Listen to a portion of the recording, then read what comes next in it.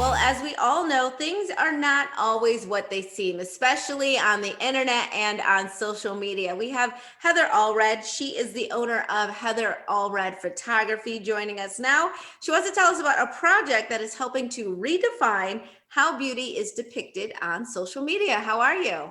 I'm good. How are you doing? Thanks for I'm having me. good. I'm good. I'm glad to have you here. I find this really interesting, this Project Beauty Baltimore. Tell us a little bit more about it, what it is, and what inspired you to bring it here to Baltimore.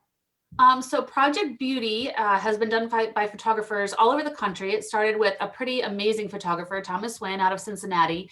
And what it is basically is an unplugged portrait session. So by unplugged, I mean no makeup, no hair, simple clothes, just to showcase true beauty. Because so many times online, we use filters, we soften our skin in post and all that. And we do that on Instagram and Facebook. So I want to show teenagers and even women and men too, that you don't need all of that. You're beautiful just the way you are. And sometimes these portraits really show the folks who are sitting there that they really are truly beauty, just plain, just with nothing extra. So tell us about the photo sessions, I should say, themselves, and the feedback that you've received. Because I can imagine that that would be pretty unnerving. I've done a lot of photo shoots, never any with no makeup, maybe a little makeup, but none. So I can imagine that feeling for somebody that might be a little anxious because it's a camera in your face without all the extras. Yeah. Well, I can tell you, like at first, people were apprehensive, but I had a really beautiful space and I like to make people feel comfortable. So I think that worked because once everybody got relaxed, they sat in front of the camera and we laughed a little bit. We talked about our insecurities. We talked a little bit about labels that other people put onto us. And you'll see in the video on my YouTube, and that's what we did. We wrote words that people use to define us on our skin.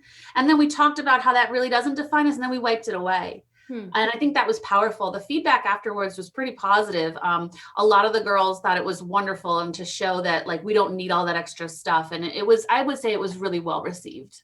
Why is this part of your mission as a photographer? There's probably a couple reasons, but I think the most is that I've really truly seen how powerful a good portrait can be.